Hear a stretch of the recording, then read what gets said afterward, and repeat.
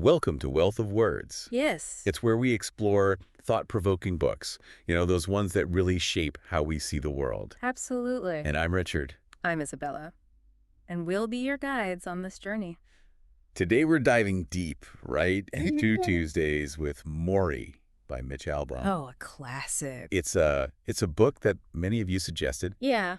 And the premise itself, I have to say, it's just fascinating. It's this former student reconnecting with his dying professor. Right. But not for like a class or anything. No. For life lessons. Life lessons at the doorstep of death. It's like a master class in living. Exactly. And that's what makes it so enduring, Richard. It's not just a story. Yeah. It's like a guide. Yeah. Morrie, with ALS, he turns his dwindling time into this exploration of what truly matters. Yeah. And his insights, they just resonate with anyone looking for, a more meaningful life. I think what really struck me was how the book unfolds. It's through these intimate Tuesday conversations. So it's not just theoretical knowledge, Right. It's wisdom gleaned from a life well lived, and it's shared in this really raw and honest exchange. It really is. Morrie, he doesn't sugarcoat things. Yeah.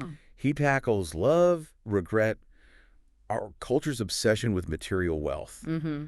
All these weighty topics. Yeah. But with this openness that's just disarming, it's engaging. Absolutely. It's the power of vulnerability on full display, Yeah. Morrie's willing to share his struggles, his fears, his joys. It makes his insights that much more powerful because he's not preaching.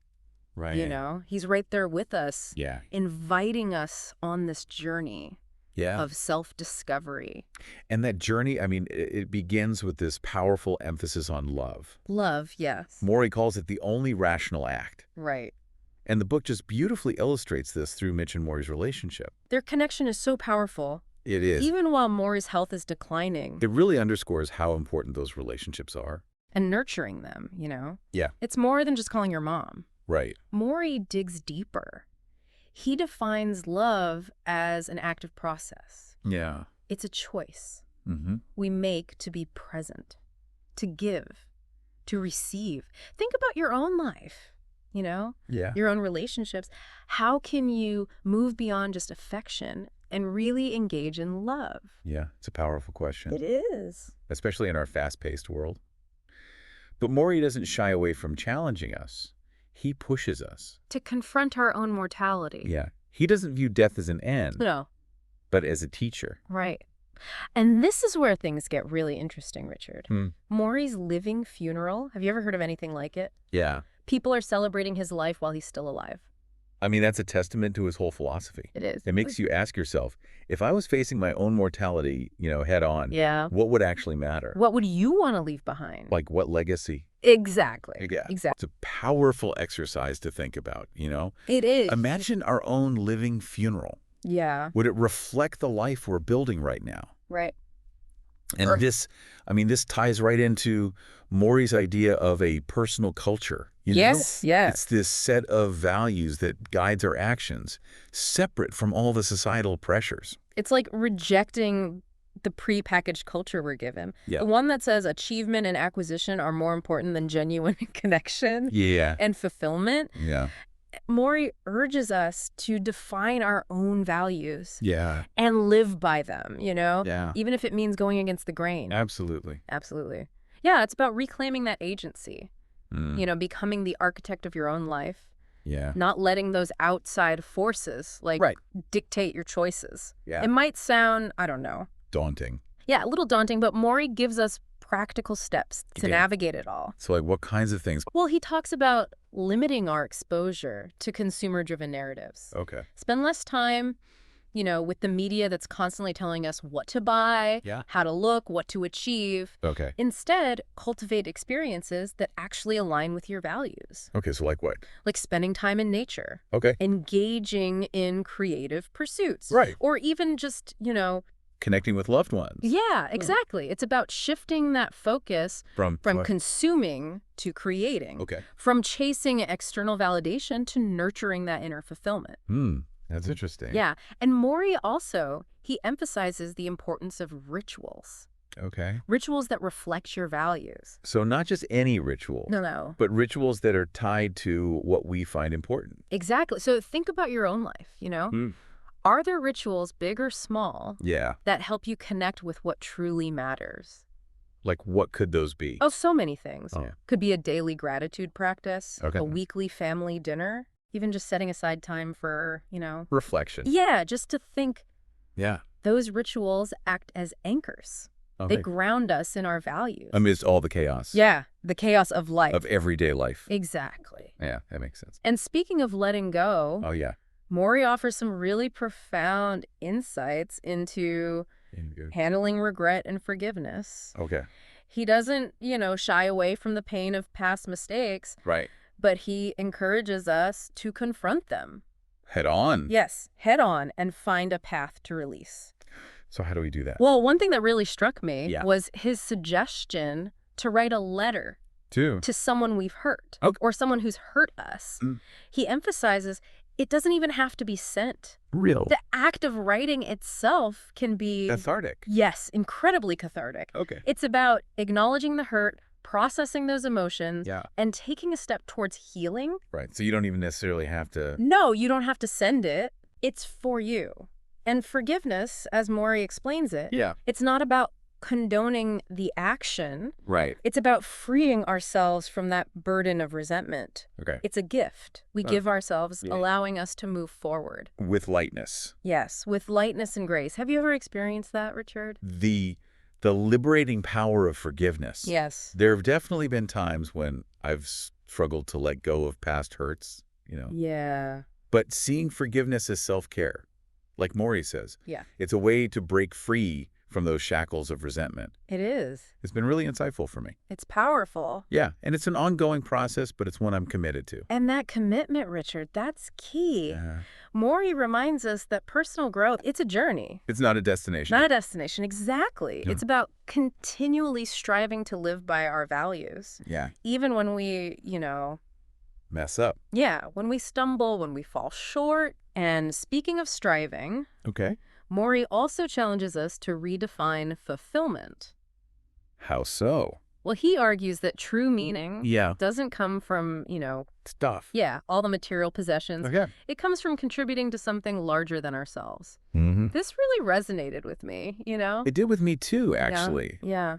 Morrie found so much joy in mentoring Mitch, He did. sharing his wisdom and experience. Yeah.